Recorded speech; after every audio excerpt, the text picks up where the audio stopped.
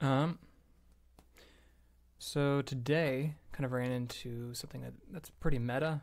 I kind of touched on kind of one of these tropes, I guess, or sayings, and that is expectations are the thief of joy. Because at the end, I kind of realized that, like, hey, as I was trying to like summarize, how I felt about how much I got done or what, how it went. Um, I was noticing that, yeah, like objectively, it was productive. Um, Maybe not quite as fast in every ways that I want, but that's kind of where that step comes in. Expectations, and it was more than just for today. Like I didn't really have any expectations for what I wanted to get done with today necessarily. It was expectations I set a while ago. Because I was hoping to reach this stage where I'm at now. I think maybe 2 days earlier from now, maybe even 3. Right around, let's say 2. And I just kind of realized that, like, hey, I think I'm like slower because of that. Like not only did the expectations kind of rob me of the joy of getting to this point, but it also siphoned like my progress. So I kind of figured out there's a clever way to pack those two statements together, where expectations are the thief of joy, and a siphon on progress. I might find something better later, but so far that's the best I've found. Because it's not like it stopped me or like robbed me of progress. It just slowed it all down. And then getting to that point that I was expecting to get to was more like, oh, finally, rather than like, yay, or like something to, celebrate. And then on top of that, because I, didn't have as much capacity, because my expectations kind of robbed me of my capacity to make progress. Ran into a couple things that just really were kind of annoying to work with and kind of slowed me down. As you can see, there's like a bunch of weird behavior happening with that yellow part.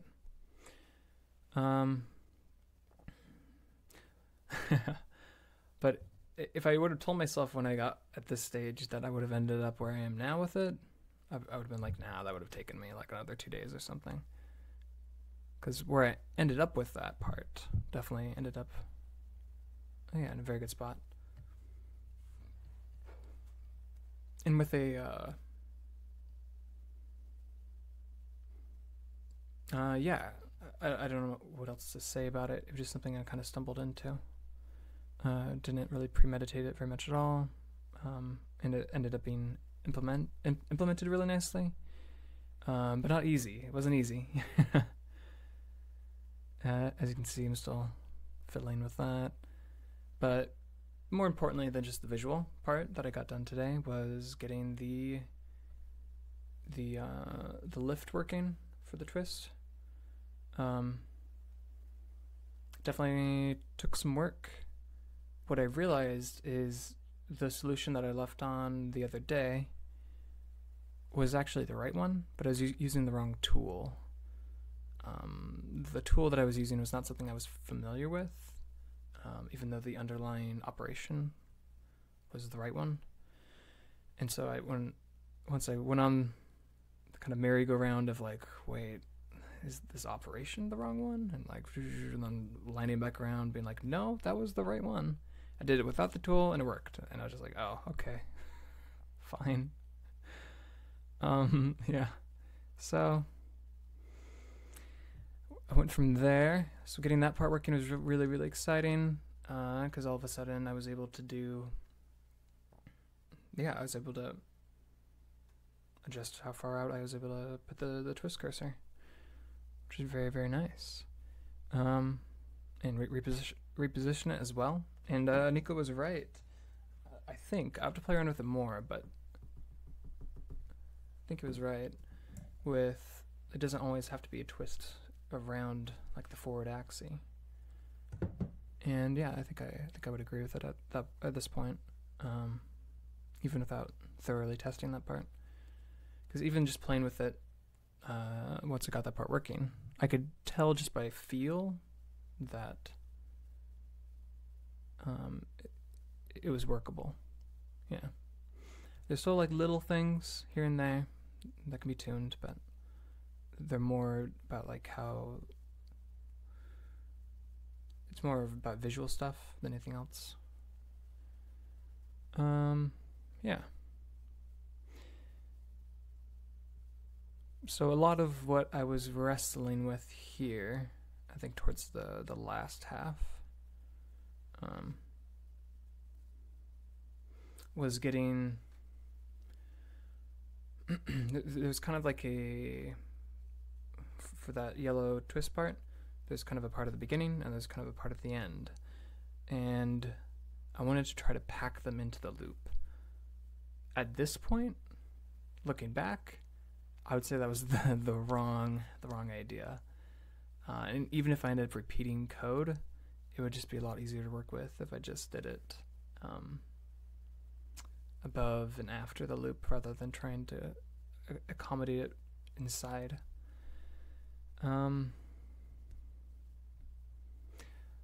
Yeah. So that was a little bit, that was pretty frustrating. And there was a lot of like, okay, is this part gonna not overlap, but just a lot of weird things that you run into. Because for when I think about loops, it's more about I care only about like what's the main repeated action, right? Like over the body of whatever it's looping over, rather than like what happens at the ends. I'll just pull them in to wherever they need to be. So when I'm trying to do special things at the ends, then any sort of like number that's slightly off, like completely breaks, you know, the whole thing, and it's pretty difficult for me to juggle those things. Another thing I ran into as well, as you can see right here, with all the flipping that I'm doing, that part was really hard to get right. Oh my god. I can't do flips like that in my head. The flip that I'm talking about is like when you do 1 minus whatever, sort of like 0 to 1 value. So you're just flipping it. I can't do that in my head. I was trying to for quite a while, and I was like, wait, how do I get this part to work?